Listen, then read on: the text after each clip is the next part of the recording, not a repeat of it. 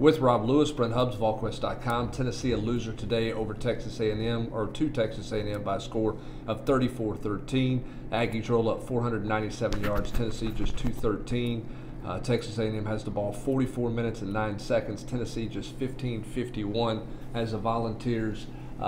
Rob came out of the gates, looked fantastic with an opening drive that was scripted to perfection. They got Jacob Warren on a bust and created a mismatch that they wanted.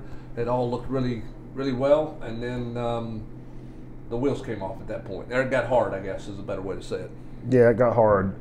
Harrison Bailey has fumbles on back-to-back possessions. They get one of them back, but the other one sets Texas A&M up on Tennessee's 39-yard line. They quickly turn that into points to go ahead. Kind of the same story as it was in the Florida game. You got a chance to get the thing to halftime in really good shape. At 17-13, Texas A&M gets the ball right at 4 minutes left, drives 75 yards for a touchdown. You help them out with a terrible hands-to-the-face call on 3rd and 14. And you go in down 24-13 with A&M getting the ball back to start the third quarter. So that opening drive was kind of fool's gold, I guess, because you sit there in the first quarter and it really feels like Tennessee's in this thing. And Texas A&M just ground them down as the game went on. You know, the A&M's an unusual team because they're the opposite of kind of what's going on in the SEC at this point in time. Now, they scored 30 points, but they do it in a different fashion. They don't play a ton of up-tempo stuff. They like to milk the clock. They like to bleed the clock and just wear a defense down. That offensive line, they're not better than Alabama, but they may be the second best offensive line in the SEC. Yeah, I agree. And it was just it was a classic running game in that, Tennessee holds up pretty well in the first half. Gave up, I think, 56 yards rushing, 59 yards rushing. And then in the fourth quarter, Texas A&M has 107 yards rushing.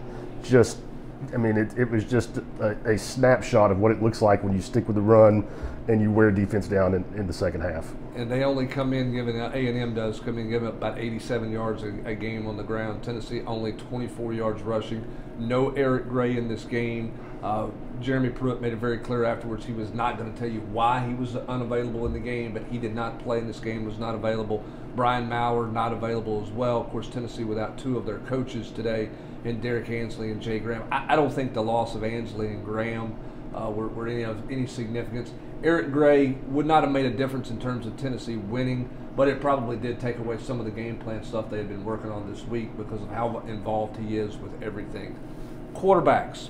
Harrison Bailey finishes 6 for 6 for 85 yards and a touchdown. Shrout 6 for 14, 104 yards and a touchdown. Great catch by Cedric Tillman on the touchdown.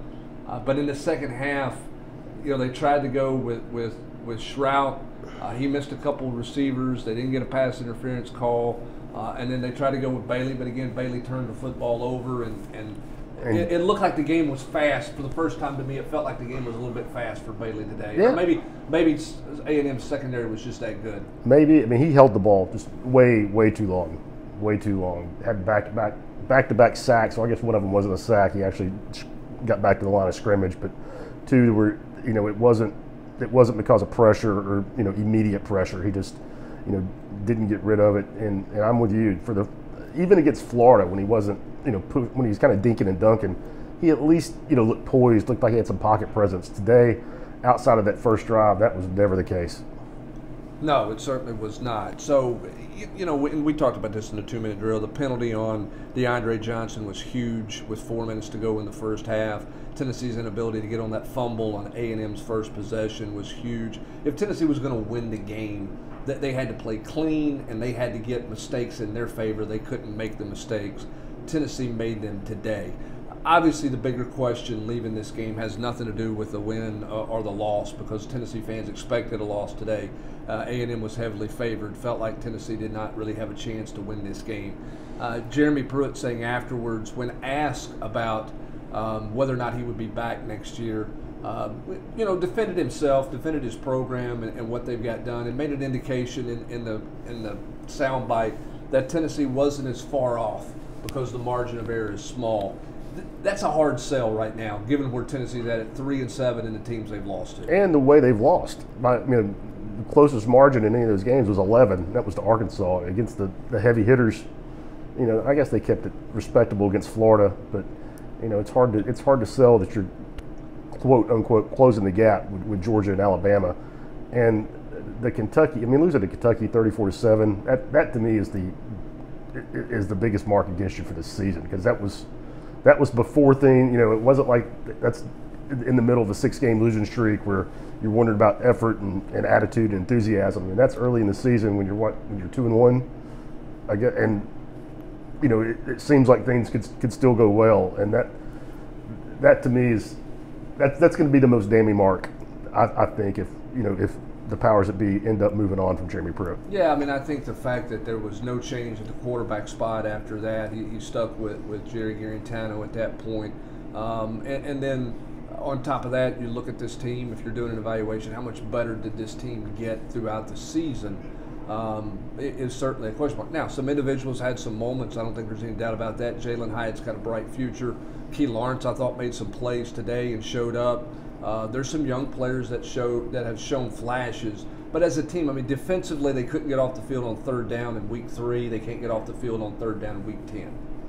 Yeah, 10 of 14 today. And again, I mean, and as we talked about in the 2-minute drill, it wasn't the biggest problem with 3rd down is it was 3rd and 2, 3rd and 3, 3rd and 4 all day. Texas A&M only had 3 where it's 3rd and 6 and longer, and one of those was the last series of the game when it was 3rd and 9 inside the 10, and they weren't even, they were unconcerned about getting creative and picking it up there. So yeah, I mean that's a great point. That the same. I mean, they were bad. They couldn't cover the middle of the field against South Carolina, and they couldn't go off the field on 3rd down. Today, Texas A&M has a couple of big plays down the middle of the field, especially on that last drive in the 2nd quarter when they go down and score. And yeah, the 3rd down issue was brutal, and offensively too. I mean, you can't convert on 3rd down against South Carolina all the way through the year, with the exception, I guess, maybe the Auburn game. And you close the year by going 1-6 on 3rd down. And Tennessee closes the regular season by going 3-7. The question now is, do they go bowling?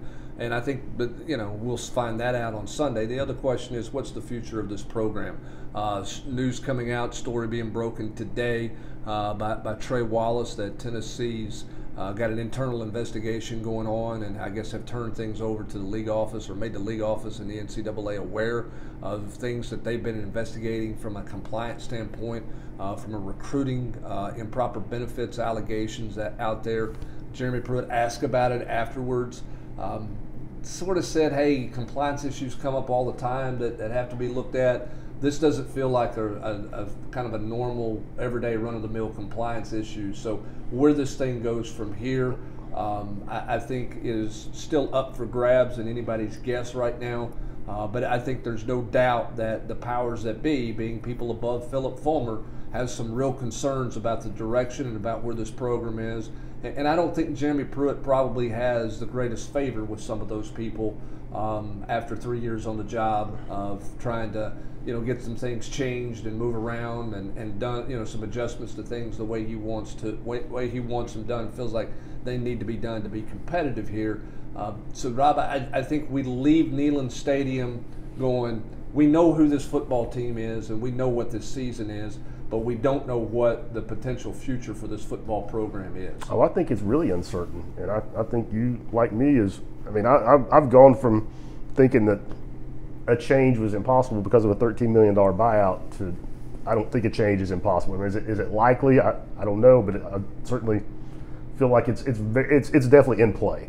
Put it that way. And the timing of the allegations about the investigation, I think is just gasoline on the fire, because now you're looking at potential that maybe that $13 million buyout's not there. Yeah, and we know that there's been a lot of conversations going on because there's been a lot of smoke and a lot of chatter out there. We also believe Philip Fulmer to this point has not been an advocate for any kind of change. Jeremy Pruitt was pretty emphatic afterwards. He said he expects to be back. Was that coach speak at the podium in a microphone? Does he feel that way privately? Not sure there. I think privately he probably has much greater reservations and concerns about what his future holds compared to the way he conveyed it at the podium. I mean, he said what he had to say. Sure. Any coach would have answered that way, and I'm 100% with you. I don't think Philip wants to make a change either, but I also don't know that it's going to be Philip's call. So we'll see how the next 24 to 48 hours play out, if there's anything there at all. Certainly going to be plenty of rumors, plenty of chatter, plenty of things that everybody's going to be working and digging on to find out the status of this program moving forward. That's going to do it for this post-game podcast as Tennessee loses in Neyland Stadium in their regular season finale to Texas A&M by a score of 34-13. With Rob Lewis, I'm Brent Hubbs, Volquest.com.